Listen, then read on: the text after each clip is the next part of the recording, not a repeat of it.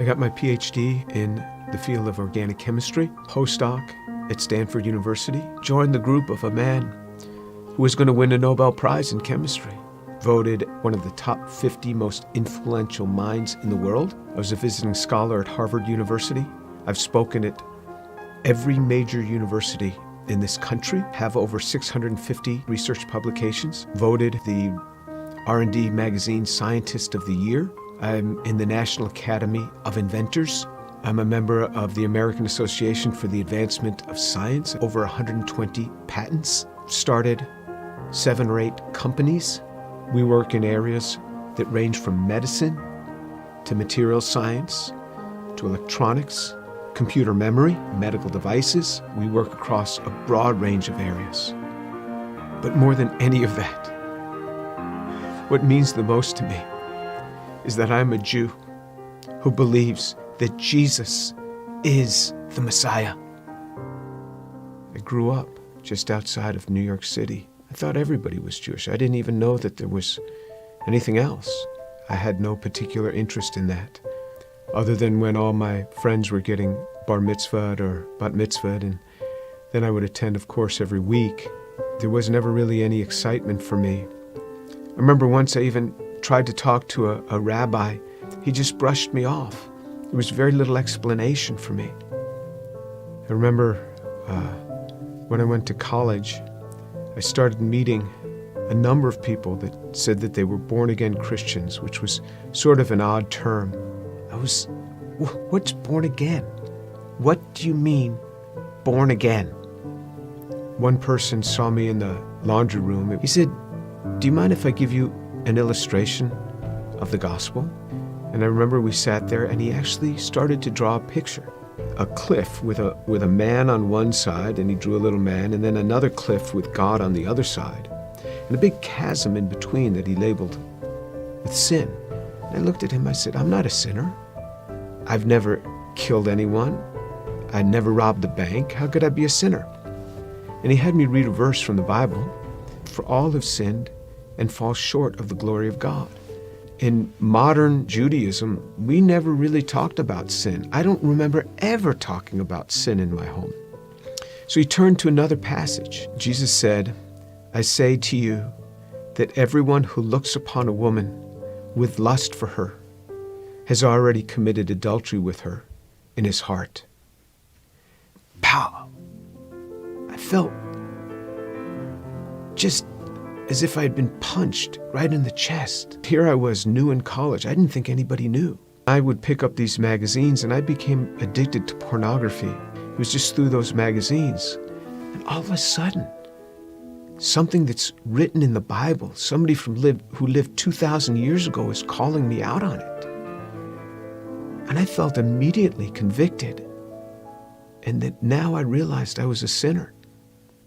When I read in the scriptures what sin is, then I knew I was a sinner. How am I going to get to God? We Jews know this better than anyone else. Without the shedding of blood, there is no forgiveness of sin. This description in Isaiah 53 of how he will bear upon himself my sin, the things that I had done, and this was him. This was the man that took this upon himself on the cross. The perfect God comes and gives himself for us. He is the one that gives himself for us. I started to realize how Jewish the New Testament is. This book is so Jewish. The New Testament is so Jewish. It's all around Jewish people. And then on November 7th, 1977, I was all alone in my room. The realization that Yeshua is the one who died on the cross. And I said, "Lord, I am a sinner. Please forgive me. Come into my life." And then all of a sudden, someone was in my room. And I opened my eyes. I was on my knees. I opened my eyes. Who's in my room? That man, Jesus Christ, stood in my room. This amazing sense of God. Jesus was in my room and I wasn't scared. All I started doing was just weeping. The presence was so glorious because because he was there in my room on that day. And I didn't want to get up. And this amazing sense of forgiveness just started to come upon me. That was him.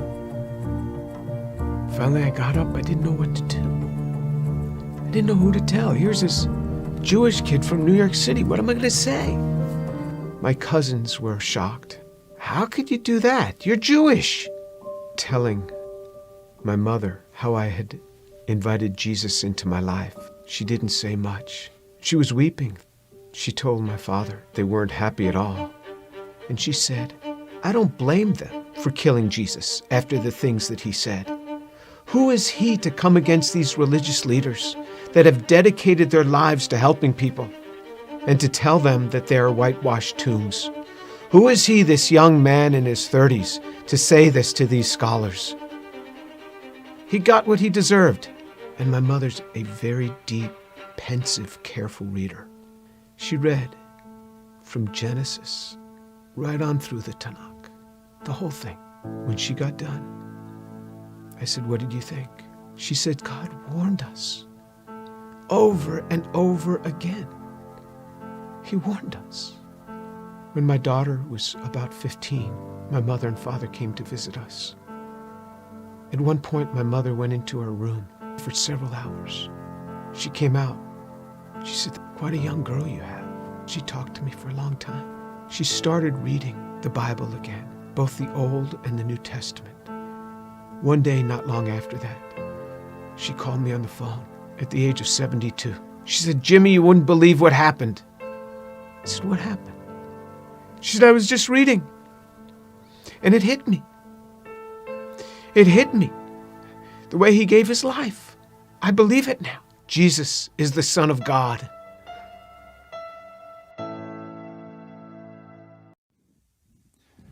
Isaiah chapter 53. The sufferings of Christ. Who has believed our message, and to whom has the arm of the Lord been revealed? He grew up before him like a tender shoot, and like a root out of dry ground.